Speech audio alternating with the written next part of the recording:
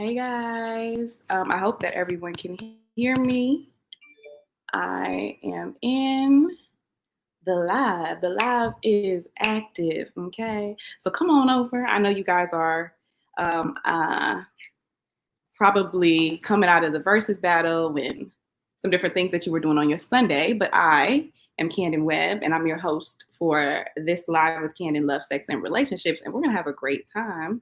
So you guys, I know that you're trickling in, and so we're gonna give you guys a couple minutes, and I hope that your Sunday is going fabulously.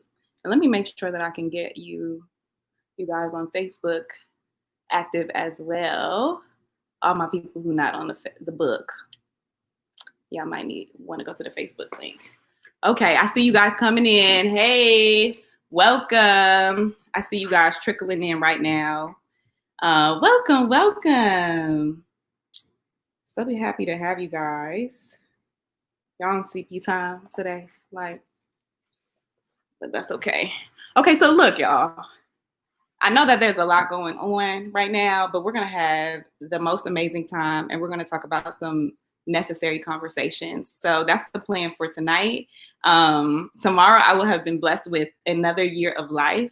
So I'm super excited about that and extremely, extremely just grateful to be alive, to be a voice. To be able to speak to people on things that matter. So this is the millennial turn up of this Sunday evening. I want you to know. And so we're going to talk about it. I got a group of amazing women who I consider sisters in the body, and they're going to come in and talk to you guys as well. So I'm excited. Make sure you pop in with your questions. You can comment, and then we will share them as well. We'll have a Q&A section. So how y'all doing? Y'all good? Talk to me. Everybody's okay? I'm going to pull up my questions, and then we're going to introduce the panelists and get this party started. So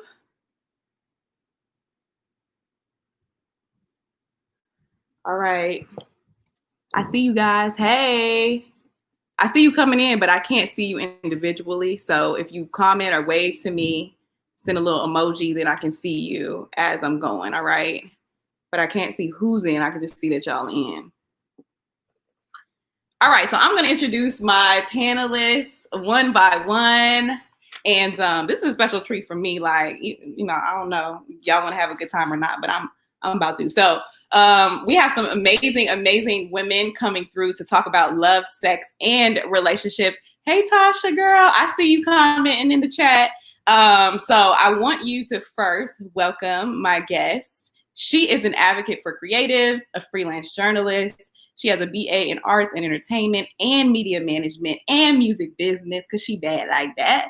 She's the owner of Art Soul Radio, an online radio and magazine. I know y'all heard of Art Soul Radio. I ain't even really got to tell y'all. And she's a contributing writer for Jet and Blavity.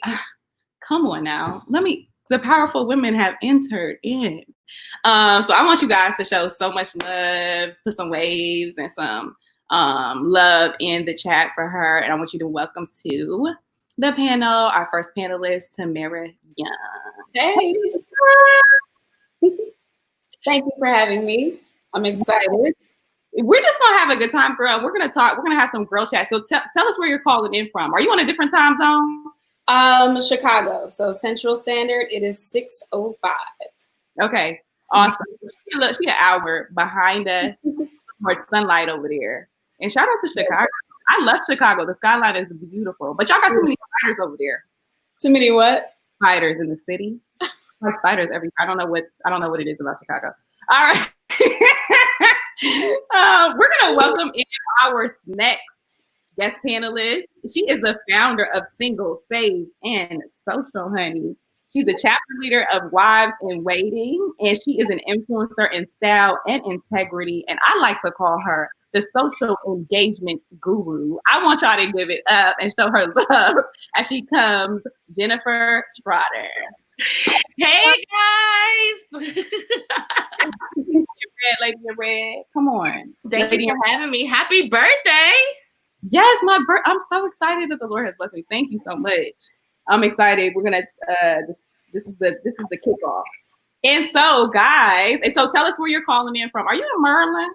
Maryland, the DMV, where we got good crafts and go-go music down the street, Old Bay, and I think that's it. And my both off. Yes. That's enough, girl. That's enough. Maryland. That's just for all y'all who don't know. That's not in the DMV. That's how you gotta say that. You can't. Maryland. What are you? Merlin. Exactly. I want you guys to welcome in our last and final panelist. This is Kristin. She is a commissioner on the Mayor's Commission on African American Affairs. She is a world changer and a part of Thursday Network, the Young Professionals Auxiliary of Greater Washington Urban League. She has a master's in education, and I like to call her kind of the voice in politics of this generation and social advocacy. So I want you guys to welcome her. Welcome, Kristin. I like to call her Shy. That's her nickname, but this is Kristin Shymoniak. She's coming in the panel. Hey, y'all. I'm so excited. So excited. Right. We're happy to have you. You look like you're in my hometown of California because you have the vibes, you know. I wish I was in California right now, but you know, I'm taking it one day at a time. We're birthday twins. Yeah, so Kristin's birthday is actually tomorrow as well. We share the exact same birthday. You can see behind me, celebrations have already begun. You popped the Martinelli, girl. Okay. Yep. That's how it goes. Okay, so we're gonna get right in here, y'all. Like, I really believe that sometimes it's good to have a woman's perspective because a lot of the guys, this is what I got a lot of DMs before we did this. And a lot of the guys were saying like, hey, we want the perspective of young women. And I was like, yeah. And I don't know if you guys remember a while ago, but there were some conversations and some different things that I was posting about. And I got a lot of feedback from guys that were like, yeah, I would like to find a wife, which I was surprised at because I was like, well, what are y'all? Anyway, y'all out here, are y'all doing anything about it? Or okay. So that's kind of the fuel for this time. I want this to be a very real, transparent conversation. These ladies are all pretty much used to being in the spotlight, so they are going to, because they're influencers, so they're going to share with you guys in honesty, but also this is just like a space where we want to be definitely still want to be respectful, but these my people, so they're gonna keep it 100 with y'all. If I know people that keep it 100, that's what they're gonna do. So any questions that you guys have, please feel free to drop them and we'll make sure that they're answered at the end. But before we start, I have a couple of questions for you guys, and so just take it, whoever wants to grab it, then just go for it. Okay. So now, you know, y'all, we're in an interesting climate where, you know, dating, it's special. It's a special kid on the bus. So I just want to know from y'all, starting off, what does your dating life look like in quarantine? How is it going? Is there a dating life? Are people a little bit more excited in the quarantine? Are you making connections, or everybody just kind of like, you feel like your love life has paused? Everybody like, wait. I'll jump in. They're like, yeah, you do that. I'm in a relationship right now, but you know, like Canden and I were saying, like our mothers taught us, until you're married, you're still technically single. You know, you're engaged, but you're still single until you're married, committed now. Right. But still, yeah, ladies agree. But but you're technically still single. Right. Make sure that's clear. But I would say one of the differences in quarantine is that you get a lot of time to just converse about things that you haven't spoken about before, get to know each other even more. Anything that you need to work out, you're gonna either have to work it out or it's not gonna work out because there's not much you can do to make up for it. You know, you can't just be like, oh, let's just go to the movies and forget about it. You know, like you have to deal with that stuff now. So those are things that I've noticed, like, and those are all good things in my opinion. So absolutely. Yeah. Well, for me, I'm single. So So being in quarantine, I found comparing to not being in quarantine, people are just coming more heavier. I guess because they don't have nothing else to do. But He ain't said just as bad as before. She said her dating life is just as bad as it was before. Okay. but yeah, more people. I think more people are finding more courage to approach me. But it's also causing people to be more creative in the ways that they either keep my attention or even just shooting their shot with me. So it's very impressive how creative some people are, and then how the lack thereof is too. Yes. So No, yeah. that's amazing. You get, girl, listen, y'all, the quarantine done brought out the creativity. Are y'all writing postcards? Are y'all writing letters in the They're doing a lot of cool stuff. Okay. Y'all sending special animated emojis now? What is it? Okay. So I'm trying to figure out how much I want to incriminate myself on here now. How real do I want to be? Before I say this, I just want to be very clear. Do not allow what I'm about to say to keep. If you're my husband, don't. Okay. I'm just saying, just a clause. Like, I don't want you to. Don't let this stop you. So right before, like, I want to say when we literally the weekend.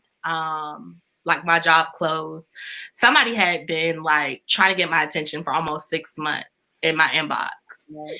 And he shot his shot and it made it in. And I don't know, like, let me be very clear. I'm not in a relationship. He's a great guy and we have been having some great conversations.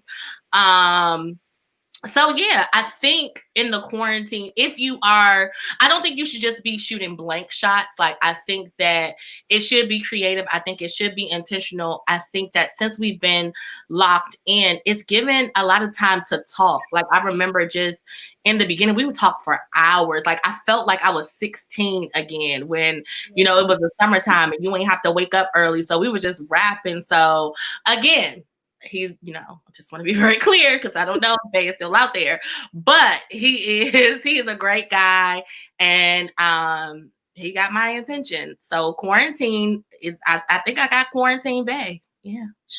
Shout out to all of the people shooting their shot, loading it up. Even in the quarantine, I don't see any reason why this shouldn't be a time for us to really connect. I mean, it is a great opportunity to connect with other people, to get to know them, to actually talk to them and have discussions. So shout out to Quarantine Day. And can I say one more thing too? Like, I feel like it takes a lot of the fluff away. Like, it takes a lot of the extra. There is no fancy dinners. There is no like that, just extra stuff. And I like extra stuff sometimes when it's appropriate, but it's like, it's really just conversation, me and you. Let me see what you're really about. Let me see if you're consistent. Let me see if your patterns and stuff like that. So all that extra stuff, it's cool, but I think the quarantine has eliminated that. So I appreciate it. But it also causes you to deal with yourself too. So like, I'm really taking this quarantine as understanding me as a single woman. So I'm recently single. So understanding me as just me, not attached to anyone, not, looking for anything, but just understanding who am I? What are my qualities? What do I bring to the table to somebody? And what are my non-negotiables when somebody does come with that creative quarantine macking? You know what I mean? But it's a really good space. So I have a secret to tell y'all. I actually I love what you said, Shy. And I even love what Tamara said about just taking that time to really like get to know the person in a different way, a way that you didn't have the opportunity to know before. And I love the fact that I'm getting to know myself, but it's a little bit, I will be honest, it's a little bit challenging because, and this leads us into our next question. I was talking to someone and faith became like a subject that was introduced pretty early. And the guys that I tend to be gravitating towards are not guys who are like the super churchy guys. I love guys who love the Lord, but I do like a little bit of that edge. Sometimes that don't translate into godliness all the time. So my secret is like, I feel like there was a situation where I was talking to someone, and literally I just feel like we could not go further because we didn't have that value in common. So that kind of leads us to our next question. And you guys dating your relationships, whether you're in one now or have experiences in the past, like how important is it to you? Because I've heard women say like, oh, he wasn't safe when I met him. And as people who are and I don't know I can't listen. I don't know what the dynamic of their relationship was when they met. They may not have been together. They may have been friends. But what I'm saying is, like, what do you guys think about that? Is faith a non-negotiable, and where's the line in that in your relationships? Your dating relationships. I know. So, I guess I can go first. Yes. Okay. Yeah. So over this time of really understanding who I am and my values and what I stand for, it's becoming more evident that I need a partner that is able to be in the presence of God with me. Before, I've dated even outside of my religion. So I've dated someone that practiced Islam. And although we were believers, and we shared some of the same values, some were different. And understanding that for me, getting before God and worshiping and pouring myself out is different than what they practiced.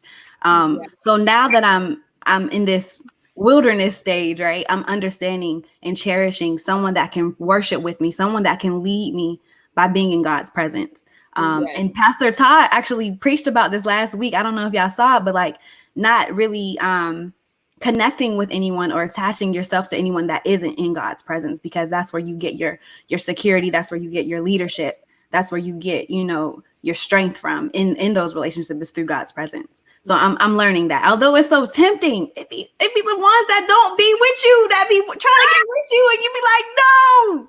And you have to stop, right? You have to stop and be like, I'm not trying to change you. This is who you are. I have to accept that and decide what I'm going to do next. Yeah. So I feel her on that. So, well, first let me say my faith is non-negotiable now, right? But baby, them Islamic men, let me tell you something. Okay? Let me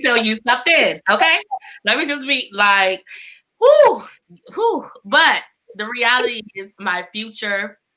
And really, like Shy said, like knowing who you are in God, there are certain things that I just refuse to talk through anymore. Like I'm a churchy girl. And sometimes I'm a different kind of churchy girl, but I'm not going to, at this point in my life, I'm not going to explain why I go to church so much. I'm not going to explain why I have to go to Bible study. I'm not going to explain why I have to get up and lead prayer calls, because I'm just not at this stage. We can be friends. There may be a part of my life that we can connect on, but you can't be my partner. Ultimately, just understanding the weight of the assignment and the call of God on my life doesn't leave room for us to go in different places. Now, because ultimately, as a woman, I'm literally submitting my will to you. I'm saying that you can lead me. I'm saying that I trust your leadership. I'm saying that I'm going the way that you're going. So long term, it just doesn't work for me. I've tried because like Shy said, those be the ones. Like, and the Islamic men, praise the Lord. So I'm just, I want to ask a question there, because there's might be some guys watching and they're like, well, what is it about? Maybe they're faithful in the Christian church and they're like, what is it about the Islamic? What is it? What are the qualities that we appreciate about them? First of all, they're consistent. They have this manly, and this is nothing against our brothers in Christ. Like I have some amazing brothers, but their collectivity, their unity, they are so devout that it's just like, girl, I don't care what you do. And mind you, they are able to marry Christian women. They're open to that, so they'll be like, oh, it's okay, but you gotta read the fine print, because the fine print. So the fine print says, so that's all good, it's cute, but they love us because they know that we're good women. They know that we're wholesome. We're looking for strong men. We'll submit, but baby, them kids, it's going to be akbak shalak. Like they're not going to be Christian. So make sure you read the fine print, but they're just so they're so committed, and they protect their women, and they stay with their people. They don't care what's going on. That to me, those are just that's what I love about them. Someone Ime said it's a non-negotiable for me. It should be obvious to me that he loves Jesus. If it's not, I let it go. It's hard, but that's too important to rationalize through. Been there, and it's not worth it. We agree. Well, I agree. I also, though, want to say that it's sometimes very challenging because the type of attributes that a woman tends to like generally in men are that consistency, and there's a holy aggression. I believe that there's a holy. That's good. Maybe I shouldn't say like, because I think aggression in its true definition is meant to like overpower.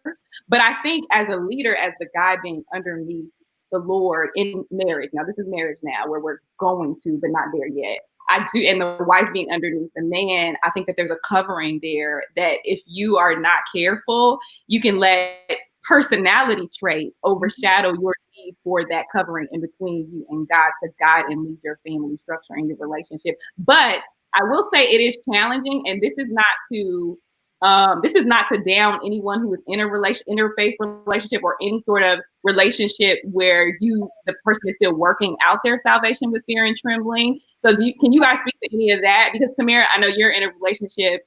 Is it something that you have considered in the past or actually even experiencing now?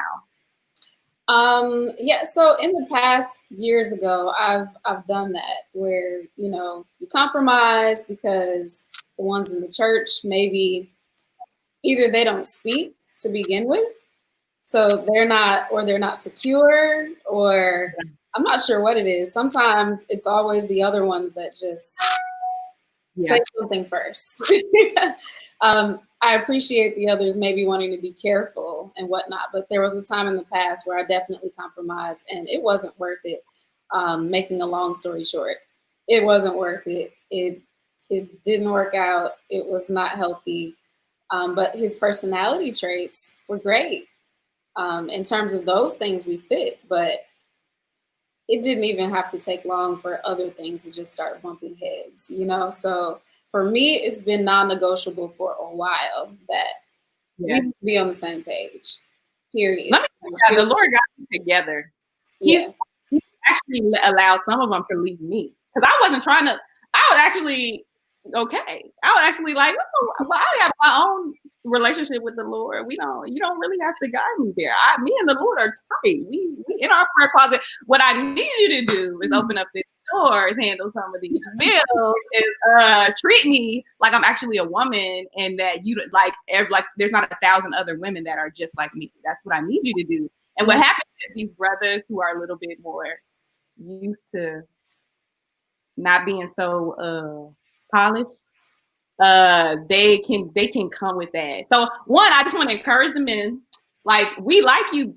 We love the fact that you have a relationship with the Lord. We love you. I think everyone on this panel will attest to that is our number one want and need. However, there are some other things that we are attracted to. So if we could just like mix the formula, if we could just build it. No, okay, never mind. All right, let's move on to our next. Let's move on to our next question. So you guys, what I want to know is something that is asked so often in kind of like the love and relationship sphere is the person that is there a person you're meant to be with, or are you making this choice of like, I'm choosing whatever husband, but the Lord has not dropped the husband on the earth per se, this one person for me. So is there what are your thoughts on, like, is love a personal choice that you make, or is it like there's this like I'm looking for the one? Anyone? Okay, I guess it's me again. I feel like God has someone like the one for us, but he also provides us with free will. So that, we choose who we're with. But then there is someone allotted divinely for us, but we may blow it. I don't know. Really? Oh my gosh, that's so interesting. So like if we like the blessing comes and it may be like you either don't see it or you make another choice. Like you're allowed to make another choice. or you Right. choose to go with someone that really wasn't meant for you, right? And you deviate from that, and you're with them then. Lord. Wow. Praise him. It's a thing that maybe can happen. That because but we get a lot of flack, ladies, because the men think that we think that there's the one. I don't believe in the one. Okay. What are your thoughts? So I believe that the Lord, that options are paraded in front of us, and that we choose, and there may be, we pick the one that's the better fit for us. Like, I feel like if there was a A1, somebody would blow it and nobody would miss their one. Like, what if you have my one? Like, what happens if they got married and divorced? Like, is my one, like, does she have my one? Like, I don't know. Like,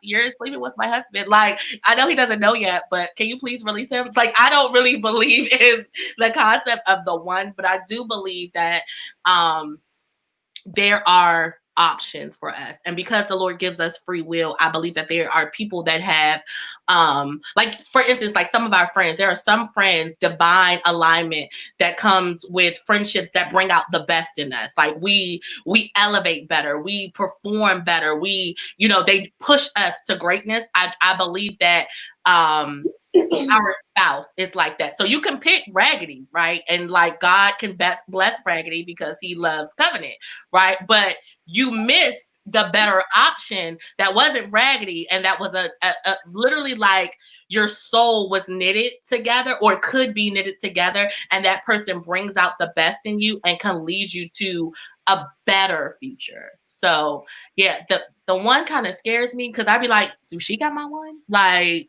please release him. Like, because at this point, I'm 33. Like, I'm at this, so please, release him. And I believe, like, even in the Bible, and I don't want to say this is like theologically the thing, but I believe that the Lord, so God said it is not good for Adam to be alone. And then he paraded the animals in front of him. And Adam knew he didn't call any of the animals his wife. The Lord created Eve for him. So I'm not, like, I believe that those two were meant for each other, right? Like, there was no other options, but I believe that, we do, like, just like the animals were paraded, then our options are paraded in front of us. And then we, with free will, have to choose, who our person is, if that makes sense. Because, like, my parents have been married for 48 years and they weren't saved. Like, were they not the one? Like, you know what I mean? They wasn't, but she knew, like, that was, and I mean, literally, like, wasn't even thinking about the Lord for real. And then they got saved. Like, my dad actually got saved first. So I believe that there are just people that connect better. And yeah, so I don't want to keep talking in the hole, but. Kenyatta said, I'm 41, someone got my person. That's what I'm saying. Release him. Like, I don't. Release him now. I kind of agree with Jennifer. I used to think, there's just one, but it just, after studying and just life, you just start to wonder. I don't think it has to be any less romantic. I don't think it has to be any less beautiful to believe this way. I just think that we grow up being taught the other way in movies, even cartoons, okay? Like cartoons. So we grow up thinking that way, but it doesn't seem to make sense that there is just one. If it is, it could almost be heartbreaking. Like Jennifer said, let's say I get married, God forbid something happens and he passes away. So now I'm just alone for the rest of my life. And if I get anyone else, I might accidentally be picking someone else's one. So, like, do I need to stay single forever? I also hadn't really seen it in scripture either, that there's one per se. The only restriction that I saw in scripture was being unequally yoked with unbelievers. And like we said, some people have still somehow made that work.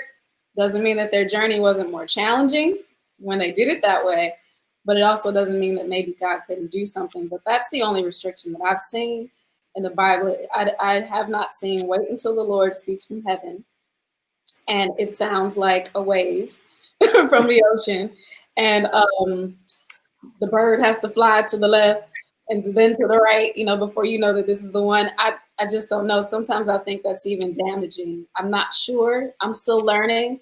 But sometimes I think that could be damaging. We could miss someone who we really are in love with and who really is in love with us, and we really are knitted and we really are like soulmates, but we can miss them because we're like, well, the earth didn't shake, you know, and the bird didn't fly to the right, so maybe not. You know.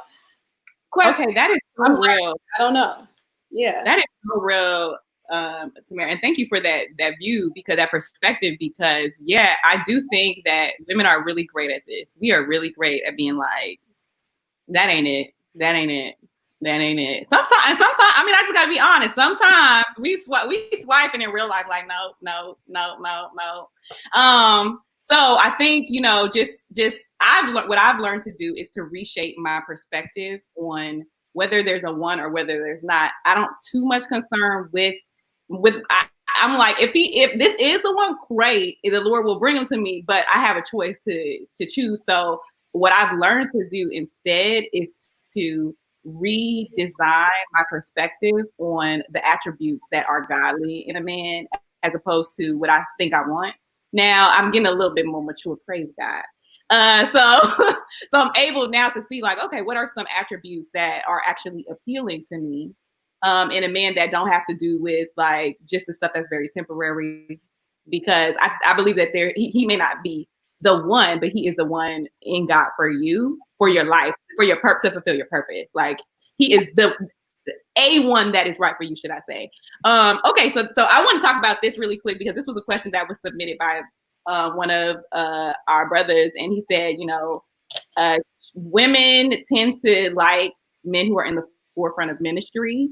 And so where does that, you know, it kind of leaves the other men that are not in the forefront, not preaching, doing on the keyboard, you know, in some leadership capacity, you know, it kind of weeds them out. So we don't usually choose them. Now, you guys, I want to hear your perspective. Let's either dispel the myth or confirm it and say why. You know, what is your experience with that, with choosing? It's a lie. It's a lie. Now I'm gonna say that because I think the misconception is that those people get the most play because they walk in a power and in an authority. So they are the most seen. Me and the women that I've kind of talked to, we like men who are secure in themselves, and that breeds a certain type of authority and power. So so I used to like drug dealers, right? So I'm just being honest. Back in the day, before the Lord really released me to really be saved for real. And so Canden, I'm not shaming you. Like I was my good churchy self, like, hey, let's, So with that, I learned, because I was trying to figure out, like, what is it about this bad boy, complex that they say that we like. And Bishop T.D. Jakes said something, and it literally lit my world up. He said, power breeds power. Power understands power. So sometimes it's from the wrong source, or it's from two different sources, but power recognizes, that's it. Power recognizes power. So literally when I walk into a room and I understand that you are secure in who you are, you own the room, you own whatever you do, I'm like, yeah, I like that. I like that. Like, that's what it is. It's not, the anointing does make people more attractive, right? So I will say that, because there's some very ugly preachers that the women love. It is the anointing of the Lord. Like, it's not them. It's the anointing of the Lord. I'm very serious. Like, the anointing makes the difference.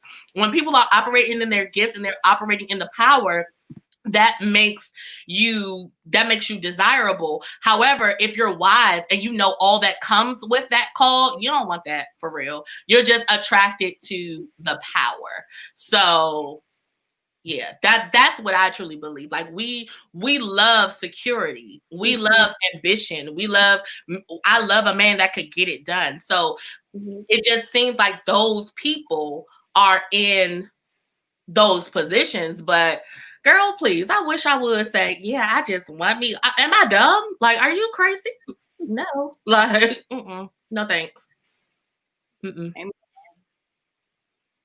find that, like, it is interesting that men tend to think that way, because no one says, like, Beyonce only gets all the play. Like, yes, she's in the forefront. Like, she is the one everyone knows because she's always being seen. That doesn't mean that like everybody is going to have a Beyonce. Like that. I think that we got to like really get out this box of like what people want. And the truth is, honestly, a lot of couples that I've witnessed, I hear women say, I wasn't really interested in her at first. And somebody might not be interested in you initially because they don't know you. And so then I definitely agree that the anointing is very attractive.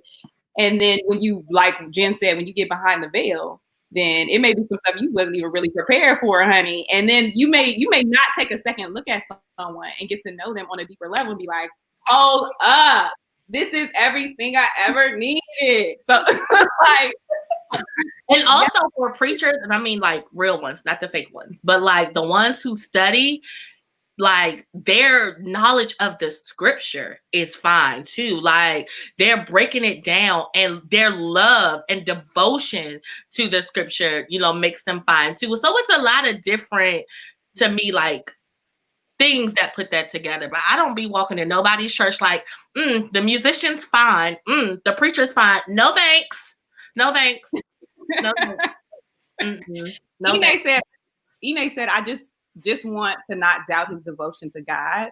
That's it. What actually said, that's it. He does not have to be in a full-time ministry. I'm not, after all. And personally, thank you, Ine, for that comment, because I actually would prefer a man that actually designed the church, like an architecture or a builder, rather than someone who's preaching it. Not that I love preachers. They're great. But I'm just saying, like, my taste is more so for like a man who does things with his hands. I'm not sure. I don't know if I submitted that to the Lord or not. But I'm just saying that that's the type of man that I'm feeling. So you don't got to be in the forefront. And Tasha said you don't have to be in the front of the ministry, but you do have to be in the ministry doing something. So we appreciate y'all for those comments. Okay, ladies, we're gonna move it right along because we got some extra stuff to discuss. Now, let's put a pause in it and talk about these gender roles. Because a lot of people now, you know, I have been watching how there's a new school version and then there's an old school version of gender roles. Obviously, we live in a modern day, and most people are either really, really traditional or really, really progressive in their views on gender roles. So men automatically the provider, women automatically the homemaker. And then there's other people that are like feminists or for the love of feminists who are like, everything's split down the middle. Which side are you guys on? Or are you on a side?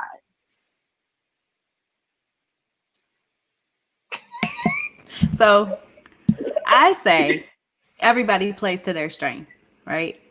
If you can cook, baby, cook. If I'm a provider, I'm providing, but I feel like it has to be a mutual effort. If I'm contributing something, you're contributing something else. It's not just me being a homemaker. Baby, I'm gonna tell you one thing. I'm not gonna sit at home and not work. Like that's my purpose. Like I'm supposed to be out there. So if you ever expect me to do that, I just know you're not in my purpose right now. But I feel like you should contribute as your strengths are or what they are, and then we should be good. Yeah.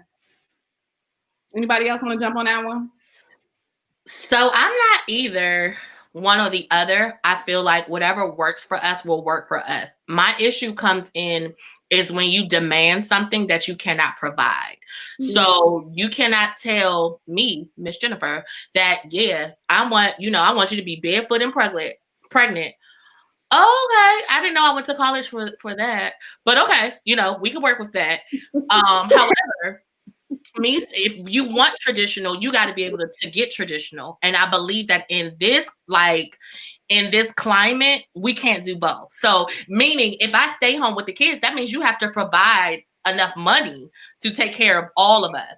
So what we're not going to do is say, yes, I want you to do all the cooking, the cleaning, and all of the traditional gender roles, and we both go to work. So if we both going to work, then we're both going to make some contributions to this household that benefit both of us. So that's my whole thing. Don't be talking about, oh, I want you to cook. I want an old school mom. Okay, you remember they didn't go to work? Like you remember that he paid all the bills. He paid all of them. He paid all of them. So if you want that, make sure that you can provide what you're asking for. Mm. Otherwise, we're going to throw all of that to the side and we're going to do what works best for us. We won't put everything in the pot. If you could, the Lord knows I want a man that could cook. Like, I mean, I could do a little something, but it's just really not my favorite. Like, at this point, it's not changing. So it's just really not my favorite. So if the Lord blesses me with the chef husband, girl, I got them dishes. Like, I'm a clean. Like, I got it. Boo. Like, do what you do. But yeah. Mm-hmm. I agree with both of you ladies. I think play to your strengths. We both have to kind of both do our part. Sorry about that. We have to both kind of just do our parts. Both give 100%. Share things. I would really love if he would do the dishes though. Like, I don't love dishes. I do them. I will do them, but it's a lot sometimes. And that's a skill both of us can do. That's not like cooking, right? Like when you can't cook. We both know how to wash dishes. Right. Like, be willing, be open to helping with the cleaning. Like, can we both do that? Both of us can do that. I'm taking up on y'all a little bit though, because there was certain things that I grew up with that women just didn't do. Like, women didn't take out the trash. Not doing that. Not really. See? So like, women did not take out the trash. I didn't wash if there was a man, I wasn't washing my own car. I mean, why? And so I think that, like, I do think Jalissa in her relationship, her marriage, she said, it depends on their shared roles. I do think that conversations around this are good to have, because my upbringing, if I watched, and Jennifer, for you, my dad cooked more than my mom. My dad is actually a better cook than my mom. So we learned me and my sister learned a lot of cooking technique from our dad. My dad can throw down in the kitchen. So that situation would have been ideal. And so I do think it does depend on the individual communication between the two individual people. However, I am a person that's huge on chivalry. And in my definition of a relationship with a man is that there are certain things that I'm not going to have to do because they are toiling things. So I'll take care of, like, the house. I'll do the laundry and all that good stuff and wash the dishes and blah, blah, blah. He can assist with that. But there's certain things that I'm just going to be princess-like. And I just want to keep it real for y'all, man, because I don't want y'all thinking, like, we're going to be up in here with no shit. I don't think they did that. They could not have thought that. I've never cut the grass. Oh, well, then everything shares, so you pay half. No. That are understood. Let's get that clear. Never. Am I not with you up in here? Oh, no. And if you don't want to do it, you better pay somebody to do it. I'm not cutting the grass. I'm not taking out the trash. I'm not even putting gas in my car. Why would my hands have to touch a pump after I done found you? Look how delicate I am. Like, why would I have to do that? That's not fair. And you should love me enough that I shouldn't have to do that. Amen. No, I'm talking about when I'm cooking or washing the dishes. I can clean. You want me to cook? I clean this whole house. I wash your drawers, but I wish you would. Yeah, we're sharing. So you got that grass? Divorce? Like, no, I'm not doing that. No, but that's a really good point that you brought that up, so we can clarify that. Yes, because it's not just split down the middle. No, and my girlfriends and I, we were talking earlier today, and I was sharing a conversation I had with my mother, and I now that I'm getting older, I'm cherishing conversations with my mother so much more than when I was younger. And she said, you have to train, and sorry, men, but you have to train a man on how to cherish you and how to respect you and how to treat you. So there are some things you let a man do so that they can honor you. Because when we come in, especially us as independent women, I feel like we all are, right? We come in and we say, no, I got that. No, you don't got to pay that. Or you don't got to do this. It's training them that you're good on your own. So then when the time comes when you need a provider, or you need someone to cover you, that role has just gotten so confused because you've been doing it this whole time. So now you want somebody to cover you. And they like, babe, you've been driving trips. You've been paying for bills this whole time. What you mean?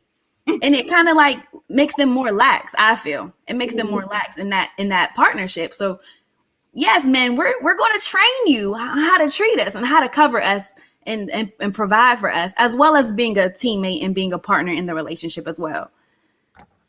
That's right. Y'all have any more thoughts on that? We gonna listen. She said, Victor Edwards said he was raised to cherish his wife. So he don't know what y'all talking about. I'm with it. I mean, we just saying, I'm just letting you know. Like, man, my future husband, I love you so much. But there are certain things I'm just not gonna do. Like, I'm like Victor said, prayerfully, the Lord is teaching you how to cherish me. So you can, I'm just not. Like, cutting the grass. What? Yeah.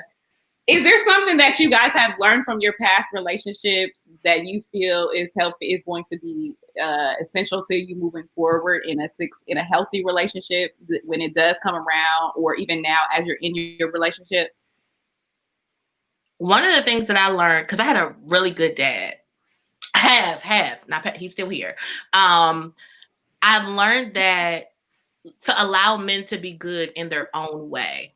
So meaning like, because so we always talk about daddy issues, right? To the extreme. But I think that we don't have the conversation about daddy issues with girls who have good fathers, which means like you have this superhero syndrome that every time you call, daddy comes. And my father literally will stop anything. He will walk on coals to come and find me.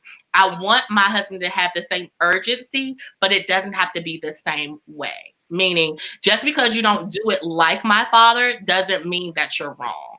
So that's a healthy way that I've learned for people to just kind of be themselves without having so much pressure, while still honoring me.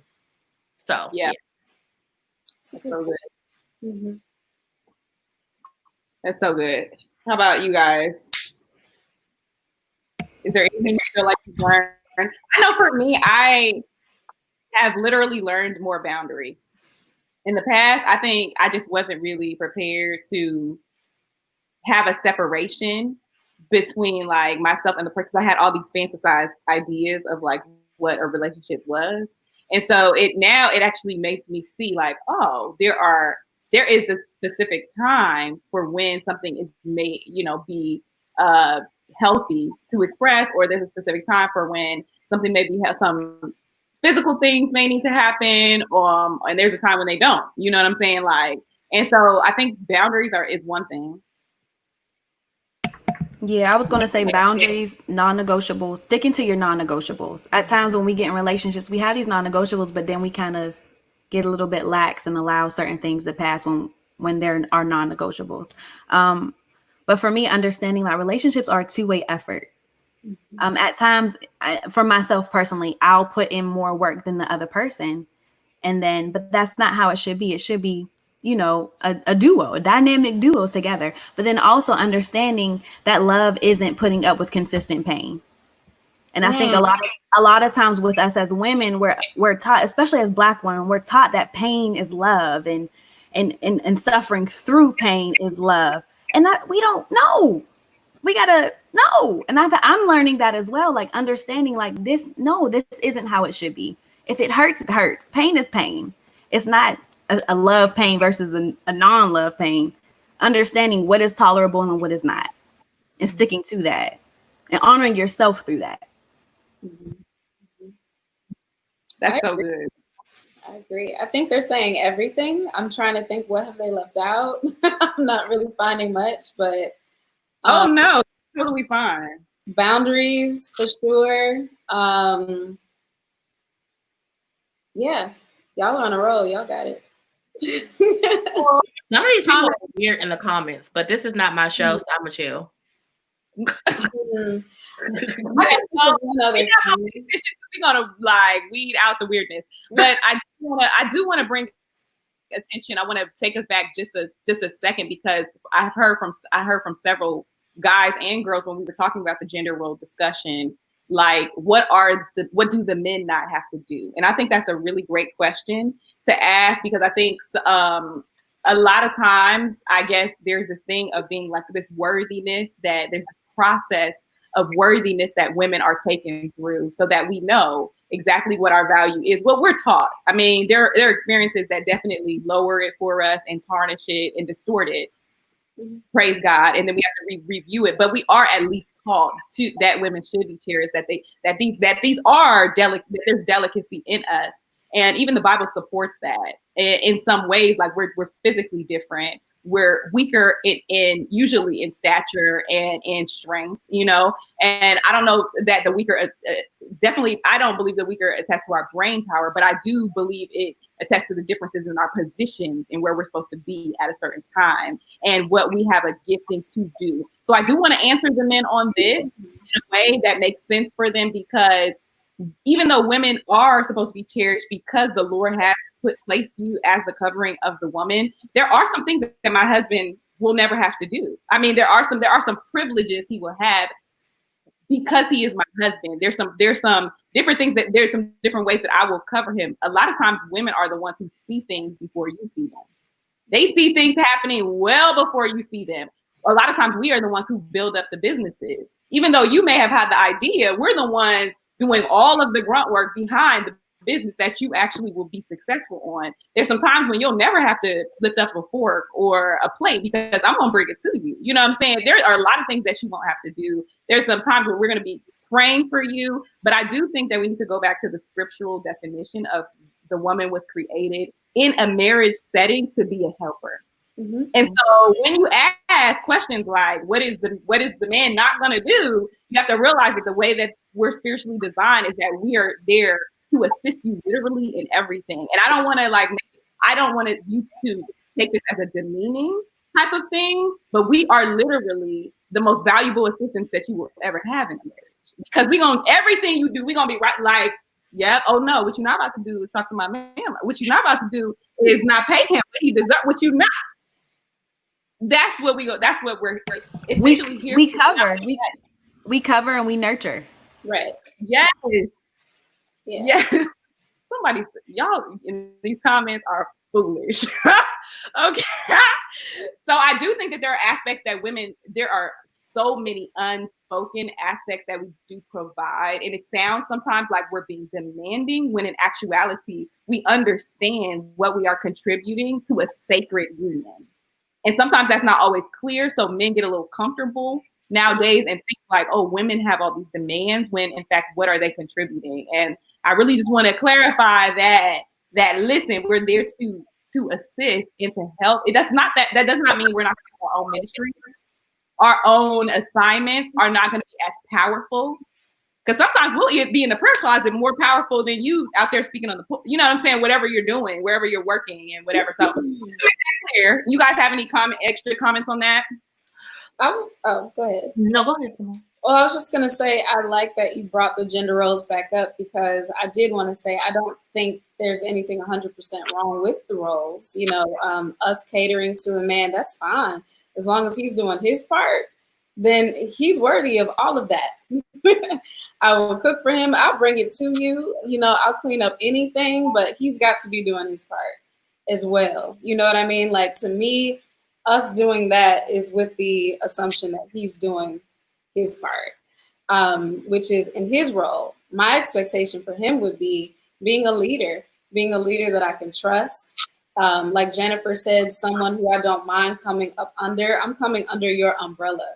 So like when we're looking for really specific things like we talked about earlier, you know, good character, your commitment, everything Jennifer said she loved in a Muslim man had a lot to do with his confidence.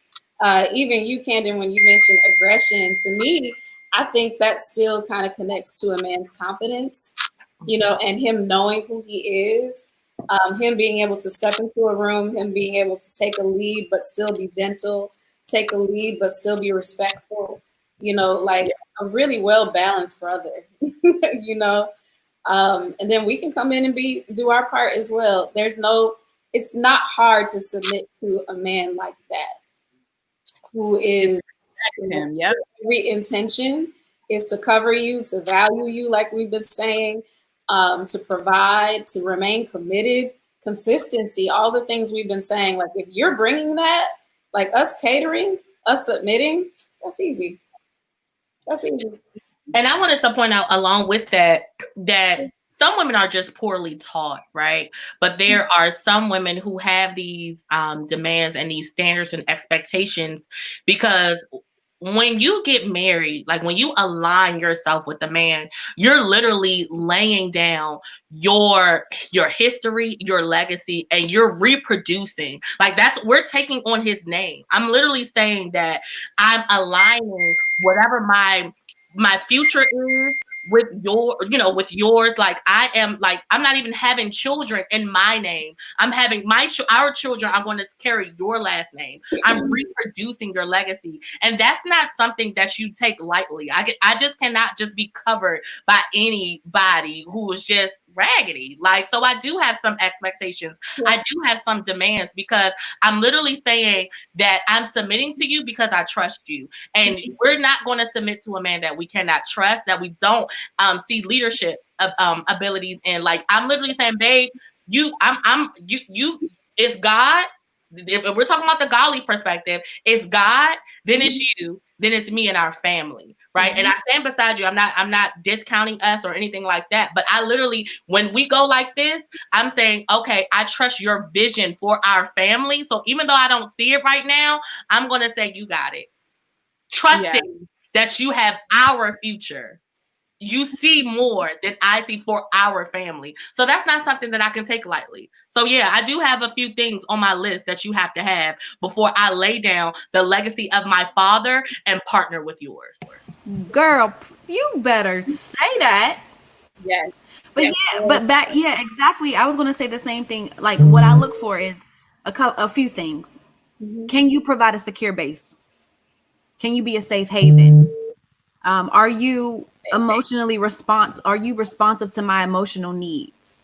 And if I feel those things and a few other things, I'm able to kind of release or cling to you. But if I don't feel secure and I don't feel safe, right, that's when anxiety hits, and my body is telling me something ain't right here. I'm not feeling all of that. I need to protect myself. And I will say that women tend to be nurturers over the family structure a little bit more. Men will protect the family structure, but women tend to be a little bit more nurturing with the kid, like connecting the dots between what happens on a larger picture. And then I think that the great thing about men is that they add practical inspiration into the lifestyle, because there are sometimes when it may be like, and sometimes you hear a lot of moms say this, like they get burnt out very easily because they're trying to do a million things and be a CEO and be a poppin' whatever. And a lot of times men will just be like, well, okay, so let's stop doing that, and we will only do the 3 things and not the 5 things. You know what I mean? And so I think that the relationship, I think men and women balance each other in a really sacred and awesome way. Okay, so y'all, let's get into this area, because this is love, sex, and relationships. So I do want to talk a little bit about physical chemistry needs and kind of where we are with that, because and you guys, and this is not a place where we didn't talk about providing cookie cutter answers to you guys in advance. So whatever is said is going to be honestly from the individual. So what I want to know is your experience as far as abstinence. Does it matter to you at this point in your life, in your relationships? It does for me. I'm a believer. That's the core of who I am in my life. So that's, whether it's easy or something we want to do all the time or not, that is what I'm sticking with. This is where I am. And I would need someone who can respect that. And, he's just going to have to move us forward if he's tired of it, but yeah, that's where I am. No sex until married. Yeah. For me, after understanding, so I you hear about soul ties. You hear about, parents would say, you sleep with everybody that person slept with or whatever. But me personally, experiencing a soul tie and not understanding the power that and the hold that it has over your life when you try to break it, Lord have mercy. I don't want to experience that ever again with anybody unless that is my husband, because I'm understanding that was something sacred emotionally and spiritually that I connected with someone else that wasn't my husband.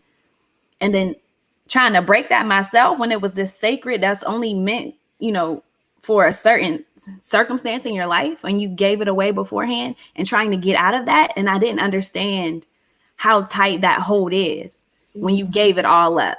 And now I'm understanding it, and I'm like, Lord Jesus, Lord, just take it, Lord Jesus, just take it. I don't want no parts. So for me, I'm very sensitive to that, and I'm super cautious on not just who I allow in you know, in that sacred space of sexuality,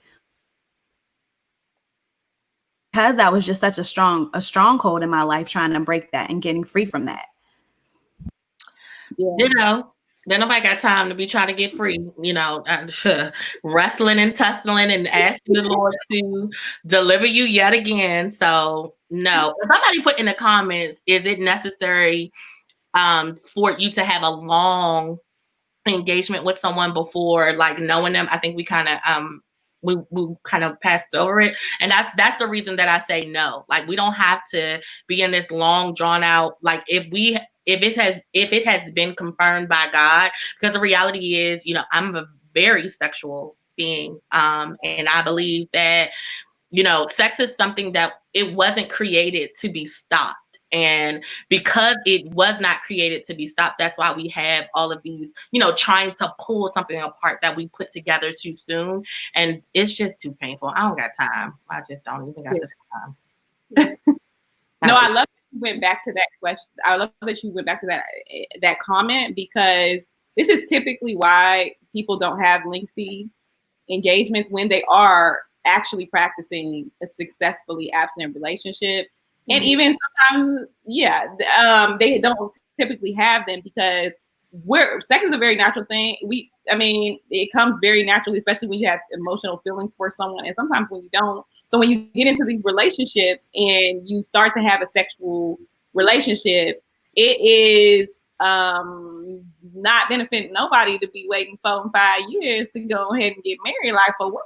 Like, I'm not even. I'm gonna be doing it. I'm gonna be sinning. Like, so we just can't. I'm just being like, I'm not. Like, we cannot do that.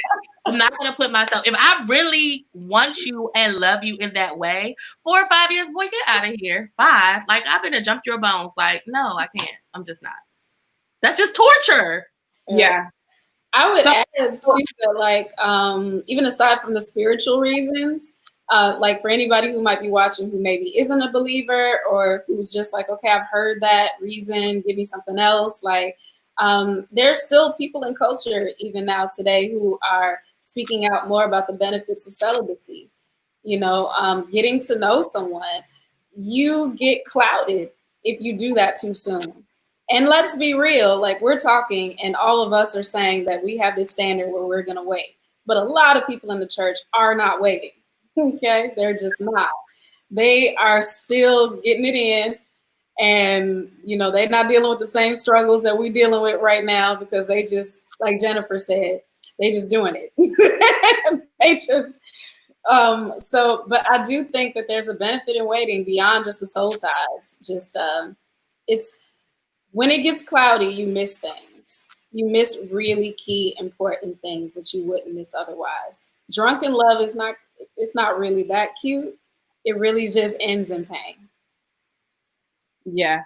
No, that's so good. That's so good. There are so many more benefits to it that we, a lot of times, are not like the ones in the forefront, but that are underneath the surface that help us so much in the long run to just see clearer and to make an educated choice. At this point in our lives, if you're past the age of 20, you have such a crucial time to really do your research enough to make an educated decision on who you're going to be with for the rest, because this is your forever partner.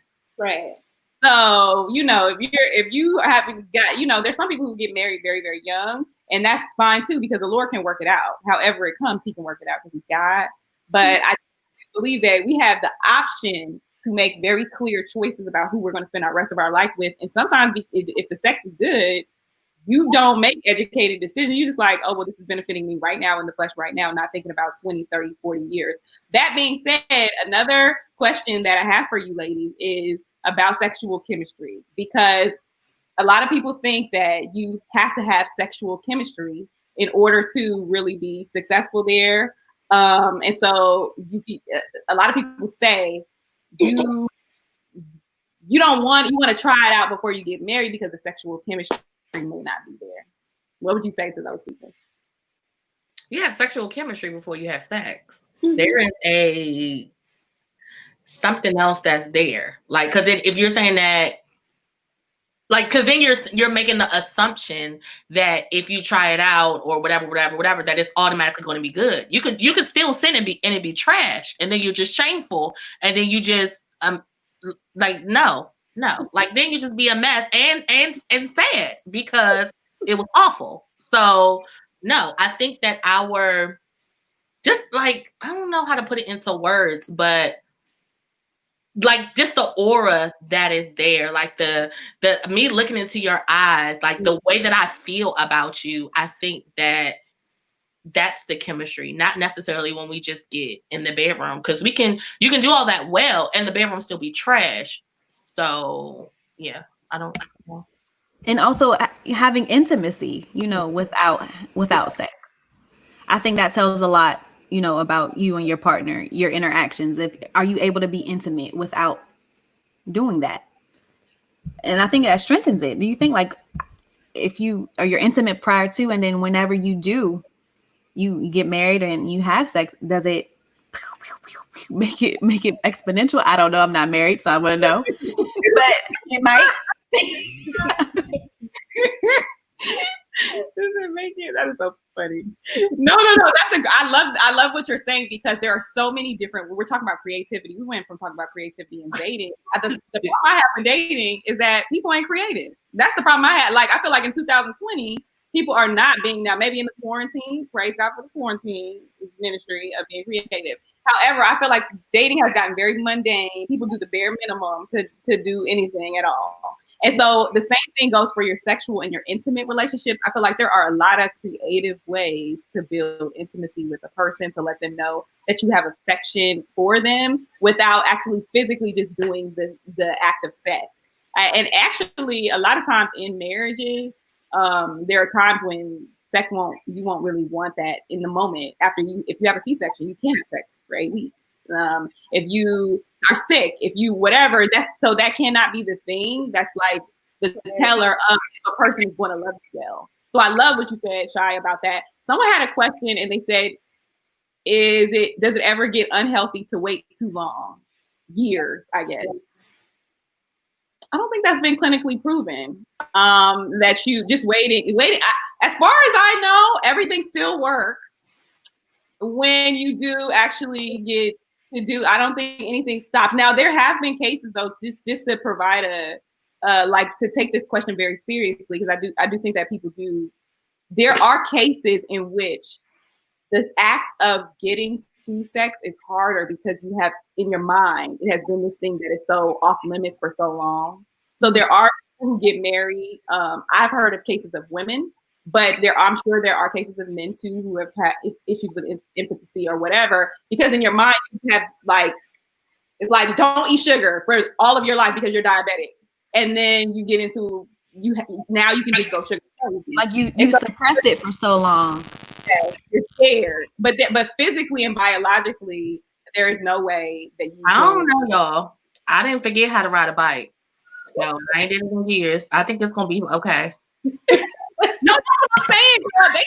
They saying is it like, wait, years, is something gonna, so I guess we're just putting it into like, but then you have to realize that some people never rode the bike though. Some people never. So right. They learn it be good. Yes. Amen. I guess for me, like the healthy part of it is like my mental health. Like I'm going to have the attitude sometimes. And you just let me have the attitude. But bodily functions, I think I'll be okay. Right. I think we'll still function. Amen. But I definitely think like just waiting too long, it's not healthy in general. But like, will things still work? I'm sure they will. But I think you brought up a really good point though, Canden, about like what we're taught. When we're taught forever, like this is wrong, you shouldn't do this, and how there are cases of some women, maybe some men, who when they get married, now they have a really hard time with intimacy And I've seen a lot of people speaking out against purity culture because of that. I'm all for, teaching purity, but doing it in a very balanced way. Like I think what you're saying basically just speaks to the need for us to look at how we're teaching sex education in the church and doing it in a more balanced and more honest way, to where we're still talking about what is good, what might feel good, versus boundaries and timing, and when it's good to do and maybe why, and not just saying it's bad because of spiritual soul ties. That's a huge thing, but there are many other practical things that also is a practical thing, but there are many other practical reasons why waiting can still be beneficial that even people who aren't in the church follow. But yeah, I think you just made a really good point of why we need to maybe take another look at how we teach sex education in the church. And that brought up a very good point. So I'm reading this book called Come As You Are, and it's really about a woman's sexuality and understanding us as women. And a lot of times we don't have these conversations when we're younger. And the author, she talks about how women, we have sexual brakes, like brake pedals, and sexual accelerators, like gas pedals. And when we're taught a certain way, it's ingrained in us to have these brake pedals, so that when we do get married, we still can't fulfill be open sexually, because we've been ingrained with this pretense or something about sex. So understanding those brake pedals and those gas pedals, so that when it is time for you to open up sexually with your partner, that you're able to do that. And we have to stop teaching that sex is bad. Sex is not bad. Like sex is like fire. In the fireplace, it's good. The bedroom of marriage. In the living room, it will kill you, right? Like sex was created by God. So I think that Tamara was saying and Shai was saying that we have to change the conversation to don't do it. It's bad. It's not bad. It's don't do it. It's not your time. Like that's not the appropriate use of sex. So that when you have the green light, that you'll be able, it's enjoyable. That's why you can't stop doing it, because it feels good. And that's when we be like, oh, it's bad, but I don't know, because every time I do it, it's good. So sex is it's not bad. It's a gift. It is a blessing from the Lord for two married people to enjoy each other. So I think when we start teaching it and rewriting the narrative of, I'm not just saving myself to be a prize for my husband or, any of that, we can go so far into that, but I'm saving myself as of an act of obedience and of love and devotion to the Lord, because it's not my time to have sex. Yes, an act of obedience. Let me highlight that really quickly, because that's exactly what it is. It's not because you just feel like it. Don't nobody feel like it, y'all. Let me just PSA. Ain't nobody like, yes, celibacy, abstinent. Like that's not. They may do it because they got hurt or something happened that they didn't really like, but that's not what. I just want to highlight this person, and I want to respect their privacy.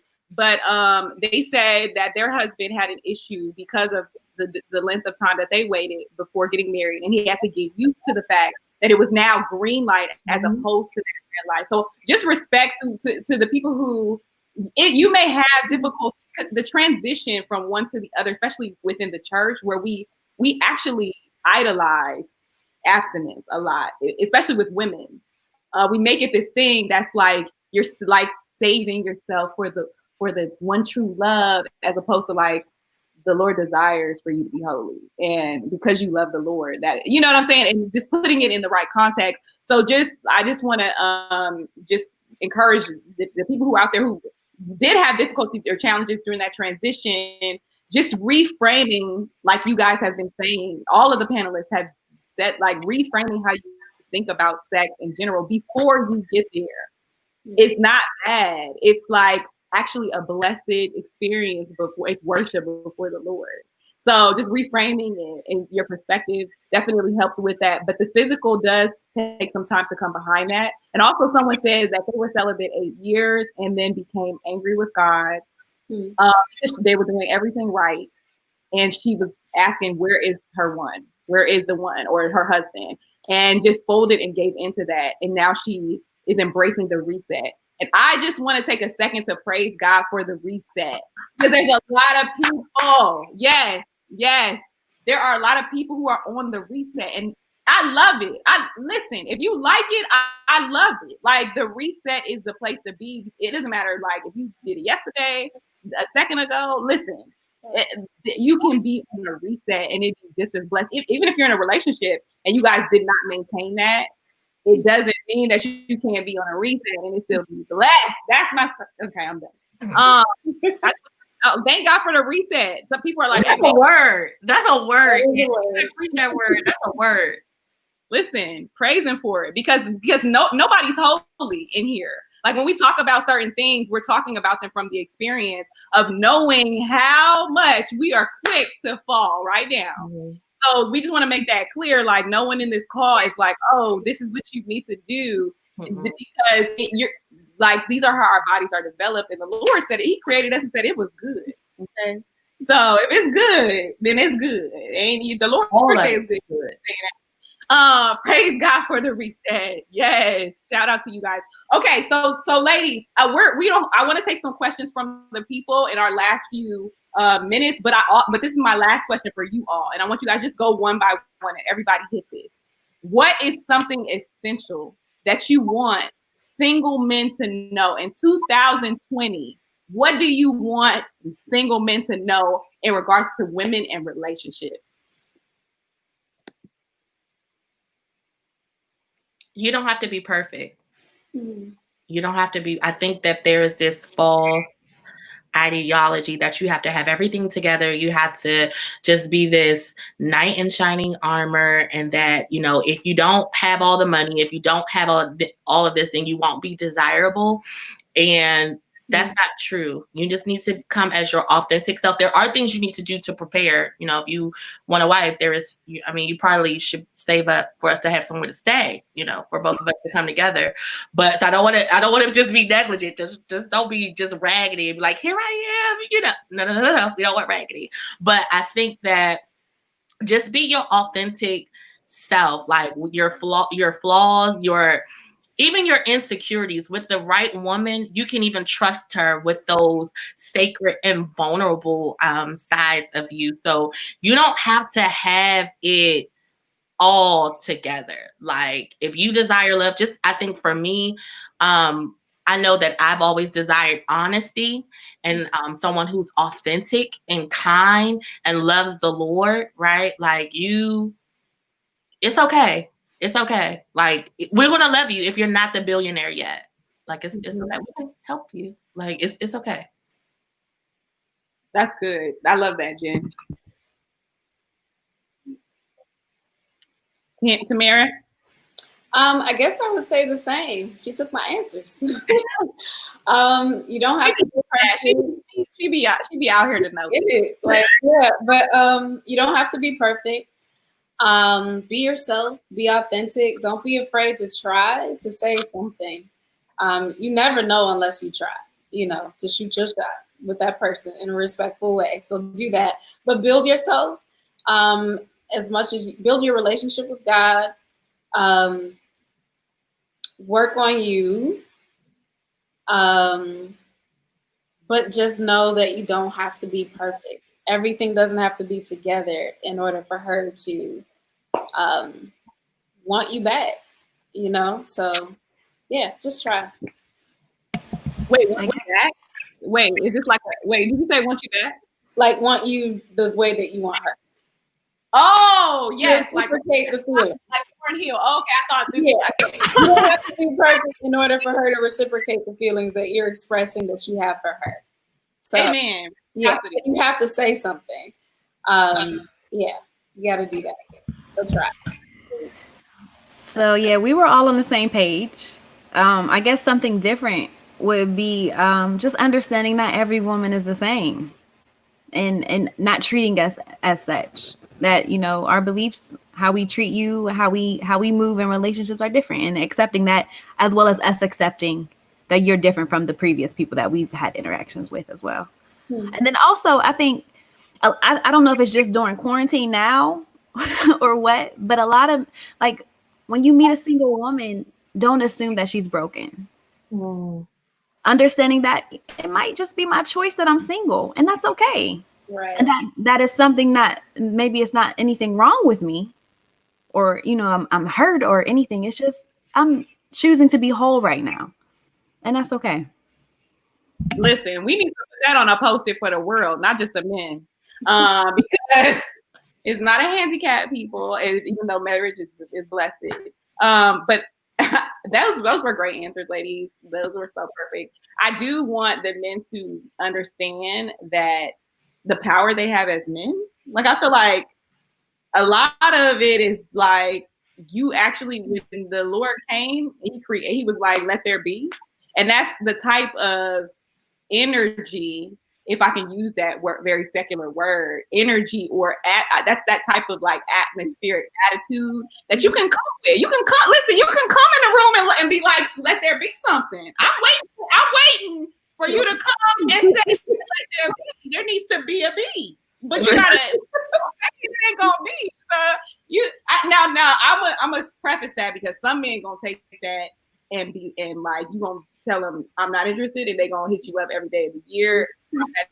That's not what I mean. What I'm saying is, let there be. So he about to be your husband, whether you like it or not. You need to take that into the Lord in prayer, and then come back when the Lord give you an answer. But I do believe that even in situations where something wasn't, what you spoke and your response and your action actually made it what it was. So in that way, I do believe that men have a lot of power that they are no longer really utilizing, because women, listen, we can be loud, like I'm loud right now, and you can be like, well, hold on, and I'll be like, oh, okay, excuse me. I apologize. So like, just a thing, we actually would like for you to use the power and authority, not to oppress us, but to take on your identity as a man after God, who creates things, who cultivates the ground. I believe Adam was a gardener, wasn't he? He made things. Okay, anyway, I'm just not gonna preach to y'all tonight, because questions. You guys submit your questions. Yes, question we missed. You heard me? There was a question when we were talking about sex. Somebody was like, so if you wait and you have sex and it's trash, what you do? Oh yeah, yes. I wanted to go back to that. I'm glad you mentioned that. Okay. So y'all have a response. I'm gonna hold my tongue right back. I'm so tickled. I'm sorry. I think maybe, I guess, being vulnerable in that relationship and communicating, what you need done to feel that pleasure or to enjoy that experience. And then also, I mean, if that doesn't work and it's still, you're hitting some type of roadblock, suggesting maybe going to a therapist, sex therapist, I don't know. But having that open communication, but also not degrading the man and saying like, you can't make me feel a certain way, or I'm not doing this, or you're not doing that. But just being vulnerable and sharing what your pleasures are, what you like, as well as him sharing with you. I was going to say the same thing. I haven't been married yet, but I would say communication. Yeah, it's okay to communicate about what you like and what you want. Everything she said, for finding help.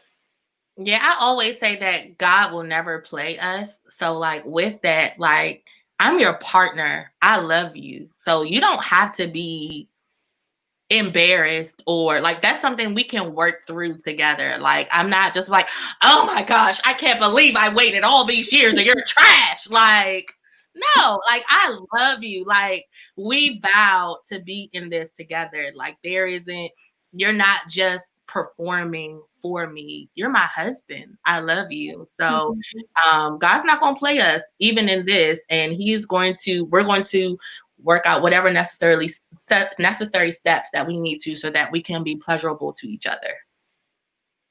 Listen to me, y'all. You guys these answers are so good.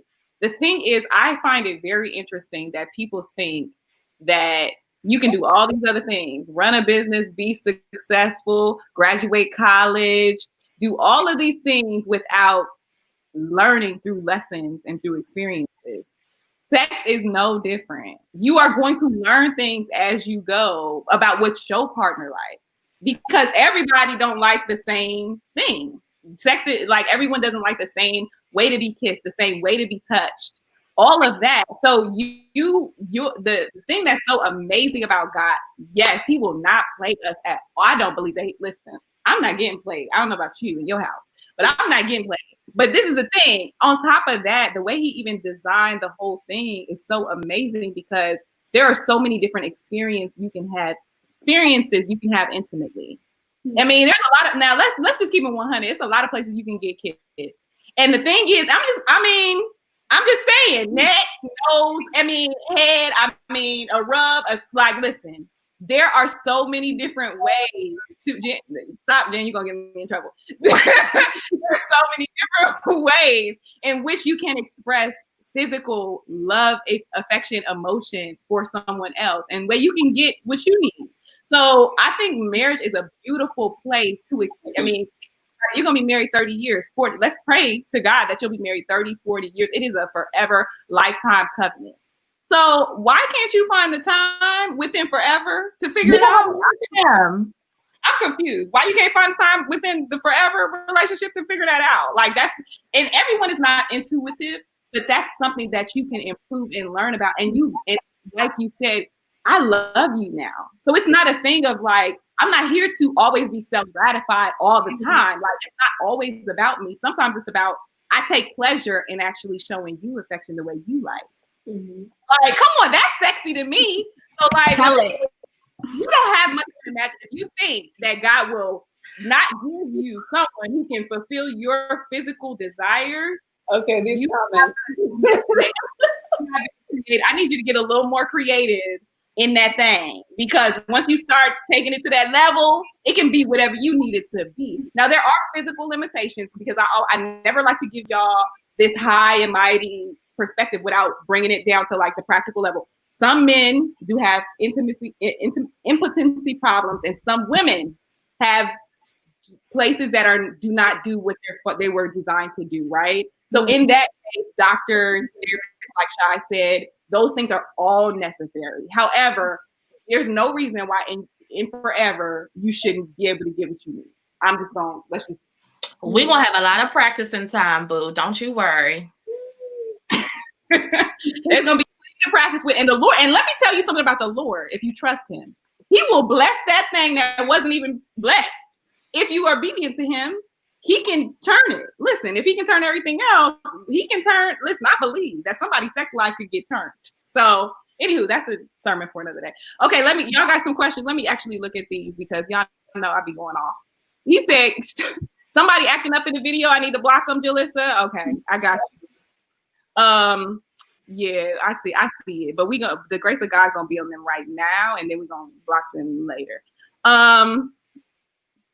I did not say, see, people acting naughty in the She meant on the head, guys. On the head. Like forehead kisses. Y'all straight in the gutter. Like, I'm very clear about what I did. But I'm not gonna tell y'all what I'm gonna be doing with my husband. So mind your business. He's gonna be taken care of everywhere. Now, how about that? Yes, because your job, and let's how about this? Your job in a marriage is actually to please your spouse. So if I'm working to please you, you working to please me, ain't no reason why nobody should be unpleased. That's all I'm saying. Okay. All right. Do you guys have, somebody said you dwell according to knowledge. I don't know why that's so funny to me. Somebody got to clap. This is like, say it louder, girl. I know, Tiffany, I know. Monica said, I was married before, and communicating your sexual desires is key, and being open and understanding will be hugely beneficial. Thank you, Monica, for that nugget of wisdom. Yes. Communicate. Communicate. Say something. Okay. All right. Anyway. Partnership. Yes, this is a partnership. Thank you, Raymond, for that comment. Training and development is something that is done even if the sex is good. You can always still get better. Woo! Feel go, Jalissa. That is, yes. Come on, you can always do better. I need you to get better. Okay. Anyway. All right, right, guys. So we're running out of time. We really only have a minute left. I want to give our panelists time to plug their different things that they may have coming up. If any of you have anything coming up, please tell the people what you have coming up. Anything popping, any lives, events, or things you want them to follow. Our Soul Radio has a new series called Song Stories, where we interview some of your favorite artists. We've done Jonathan McReynolds. We have a lot of amazing ones coming up next. We did Wande, a Christian hip hop artist, and Bree Babinaw just the other day. So we have some awesome artists, musicians, poets, everything coming, and they're going to just be talking about the stories behind the songs that are your favorite. You know, like sometimes we just don't know what birthed those songs, the experiences and how long it took for them to learn the lessons that enabled them to write that song that you know by heart. So we get to talk to them about everything and get up close and personal. It's awesome. And it's on Instagram. So follow us there at Art Soul Radio and on YouTube. All of them are saved there for you to look at later. Also, Art Soul Radio. Art Soul Radio is dope. They always stay in the know and keep you up on the latest going on in journalism and media in the Christian world and beyond. So you guys, shout out to Art Soul Radio. I don't want to ignore this person. They said, before you guys plug your stuff, they said if your man provided enough that you didn't have to work and he wanted you to stay home, I like the 2 homes, for some time and take care of the family in spite of your individual success. Oh, Lord have mercy. This question is good. Would you be okay with that?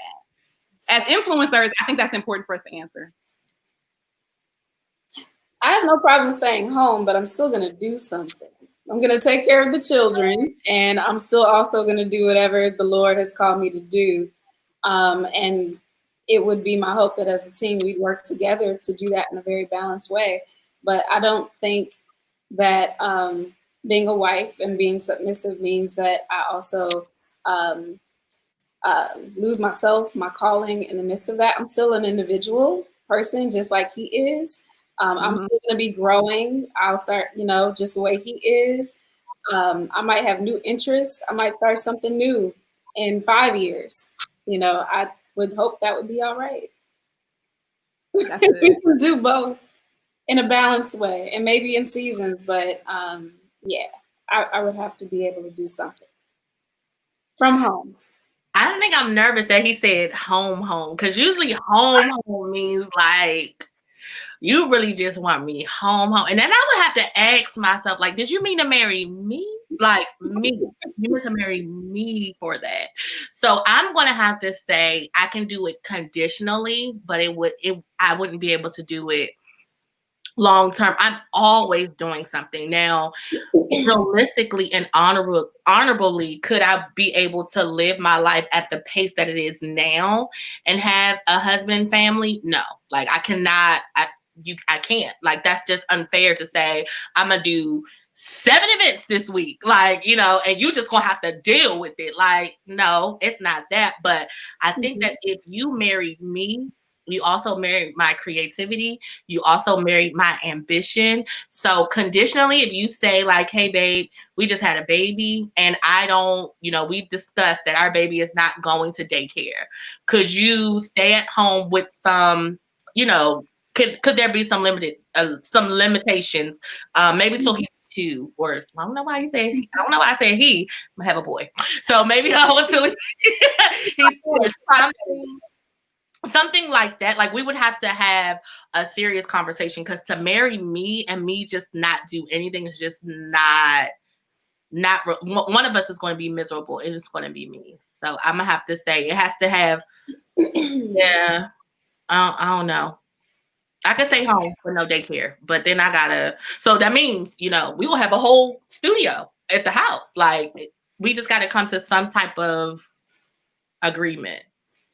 We gonna be going baby viral with the Baby Shark songs or something in there. I mean, some type of world changing gonna happen. I mean, I'm just saying. From our house, like, something world changing is in my DNA. Like, yeah. Yep. What you thought? Are you on mute? Yeah, she on mute. Sorry, I was on mute. That would be something that I would totally have to pray about. Because like what Jennifer said, I definitely can slow down. Baby, I can slow down. Yes, that's fine. I can slow down. But I understand what my purpose is. I've seen it. I know what I'm supposed to do in this world. And I think Ebony said in the comments, marrying me, you're marrying my purpose. Yeah. So you always have to keep that in mind. I can slow down. Yes. Like Jennifer said, doing 7 events a week, binging and banging everywhere, coast to coast. That's not going to happen if I have a family. But understanding what your wife's purpose is, as well as me acknowledging what your purpose is as my husband, keeping that in mind and not trying to change that or stifle that.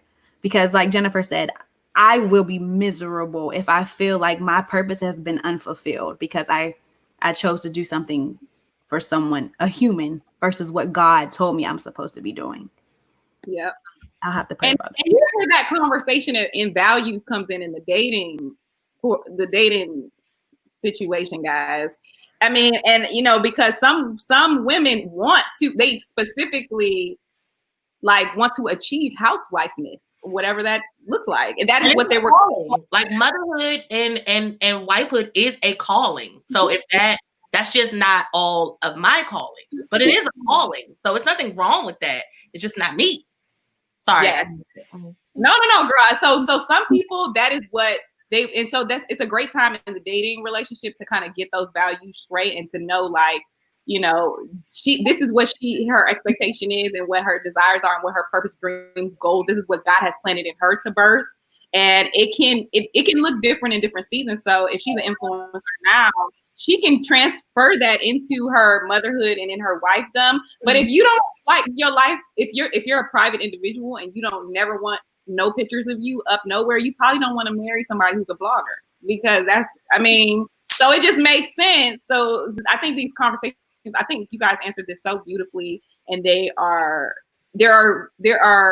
levels to communication so that you can see, like, okay, she's probably not going to be right necessarily for me. And let's just get one thing straight. Just because someone is an influencer and successful, nowadays we kind of have to be, guys. Like, there's no Prince Charming coming to save me from my rent.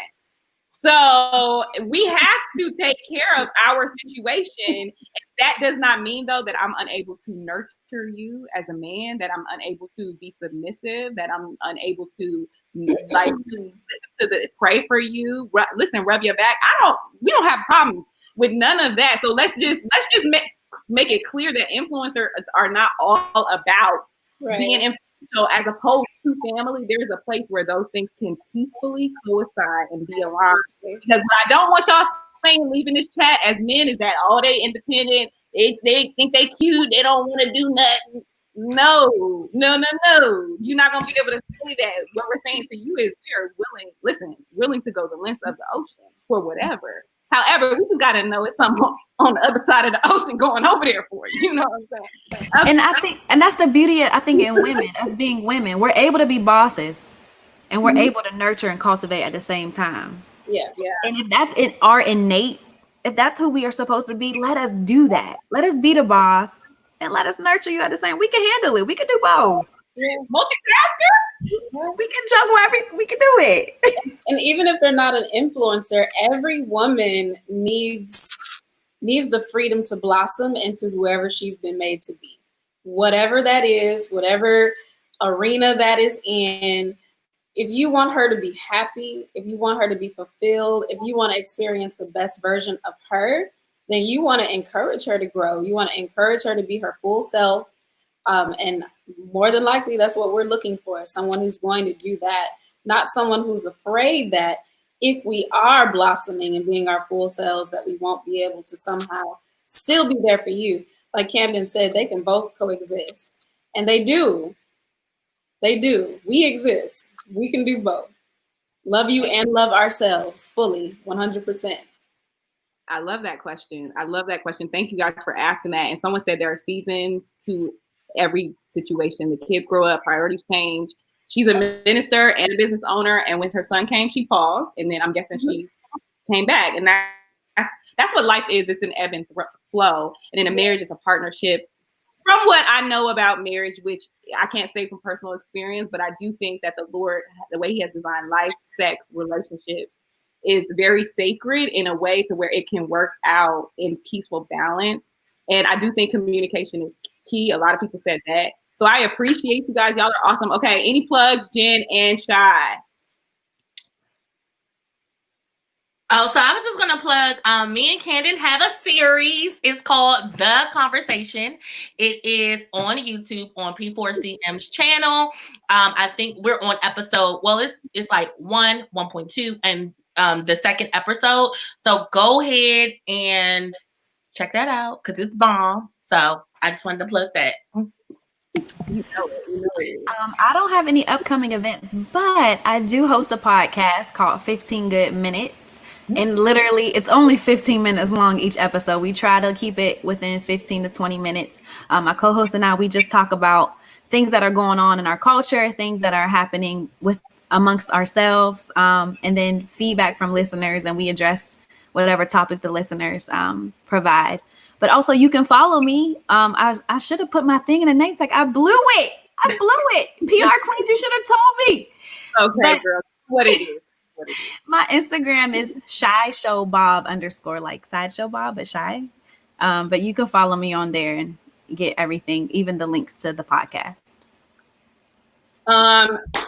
Thank you so much, ladies. I'm always on colored person time, but we're gonna go ahead and end it. And tomorrow, guys, I have an A and a B and probably a C announcement. Tomorrow we're having the part 2 of this discussion on love, sex, and relationships. I just want to thank you guys because you guys are awesome for just like joining this on a whim and just like being like, yes, Canden. Thank you so much because all of you guys are such amazing individuals. So I'm just blessed that you got on. And also, I want to tell you, everyone, thank you guys for tuning in. Somebody said we look beautiful. Thank you, girl. Okay, we in the quarantine doing something. So you guys tune in tomorrow night at 7 p.m. for the guys' version of Love, Sex, and Relationship. We're going to hear what they got. We're going to hear their little story. I mean, I'm sorry. I feel like that. We're going to hear they know I love them. I love all of the guys. And these guys are amazing. So you do not want to miss this. Thank you guys for tuning in. Anything that you guys want to say regarding love, sex, and relationships before we close it out, curtain call? Just honor God. Honor God. That's our ultimate relation. That's our first priority, our first relationship. If you honor God in that relationship, He will lead you. He will help you in all of your vertical relationships, horizontal relationships. Come on. Come on. Yes, the Lord first. Thank you.